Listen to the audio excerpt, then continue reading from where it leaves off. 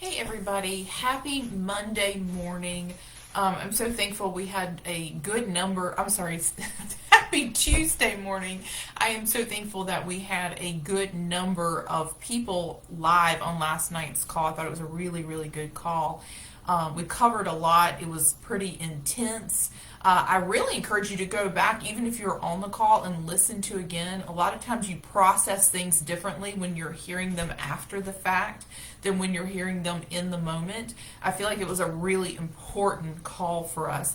But I wanted to quickly pop on today and just do a little bit of a tack on to that call because again, it's a lot to squeeze into an hour, and I know I always go over just because I have so much that I want to give you, but I just want to reiterate something about thoughts, especially compulsive thoughts, because ultimately our thoughts are what lead to the behaviors, and the behaviors are what lead to either detrimental behaviors or healing.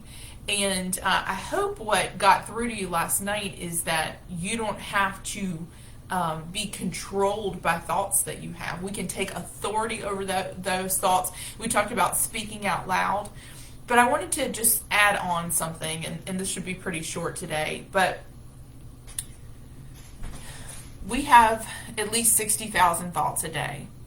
And I was thinking about this morning, actually, as I was talking to a client, and it occurred to me, there's many thoughts we have that we don't act on, right? We know we have good thoughts that we don't act on. Like, we think we should do a good thing, and we just sit around and we don't do it. Like, maybe we think, oh, I should go exercise, but we don't do it. And we have many other thoughts that just sort of are fleeting. And I think it's really important to understand there's two different types of thoughts.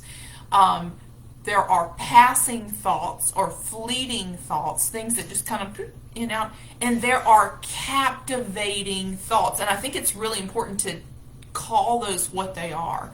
What is the difference in a thought that becomes one that influences you greatly, or one that just sort of passes on? And there really are two different types of thoughts. So it's really important for you not to be overwhelmed by the idea that, yeah, I have 60,000 thoughts a day, but I don't have to manage all those.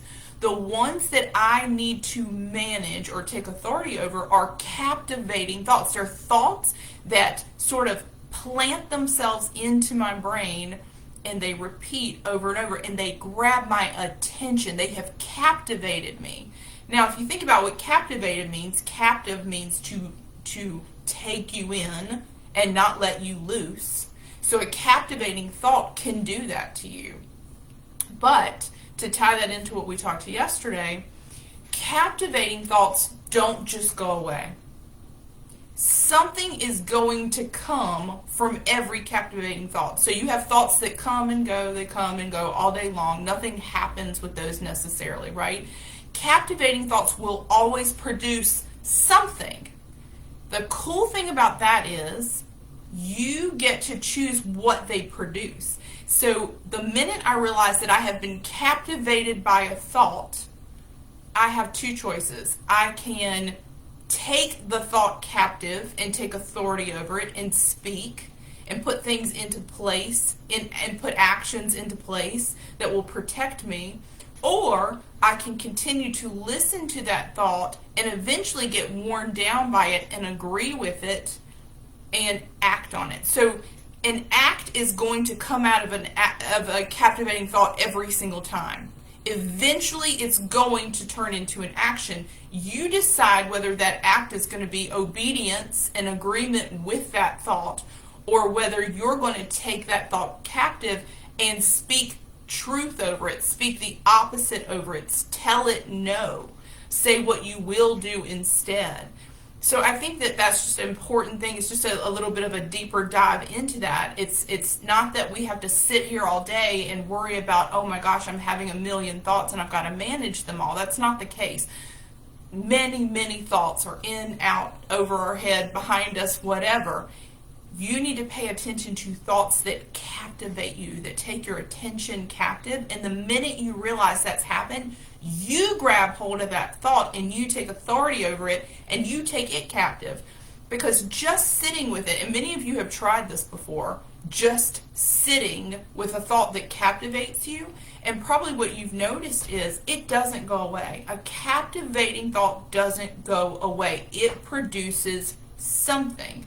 And it either repeats and repeats and gets louder and louder and louder until you feel like you just got to do what it's telling you to do, or you're going to go crazy just to make the thought stop, or you take authority over it and you make the thought stop. But either way, that thought's going to produce something, so it requires an action on your part. And again, instead of that being a scary thing, it should really give you a lot of hope and a lot of power, because again, you have the ability to take that thought captive. It does not need to stay, it does not need to keep you in captivity. Ultimately, you decide what happens. So I hope that empowers you today. I hope that's just a little bit of a deeper dive into that, and just understanding there's a difference in passing thoughts, fleeting thoughts, brief thoughts, and captivating thoughts. Those are the ones that you need to manage and decide, what am I going to do with this thought? And remember, thinking back at that thought, not an action. It's going to win every time. You speaking back to it and then getting up and doing something opposite of what the thought is trying to compel you to do, that shuts it down. So I hope this is helpful to you, but just know you have all authority. Authority is what breaks strongholds. So that is why we're focused on that, because we ultimately want to prove that we can break that stronghold off forever, and that's when you really get free. So anyway, hope this is helpful. Have a great Tuesday. I know here it's really cold and rainy and yucky, but I don't care. I'm grateful anyway. I'm grateful for insight. I'm grateful for the way that God just takes a subject like we're talking about, and he just reveals new little facets of it to me, and then I'm able to turn around and just reveal it to you, which I think is such a gift to me. So I hope this helps you, and I hope it's eye-opening in some kind of way, and I hope you have a great day. Bye.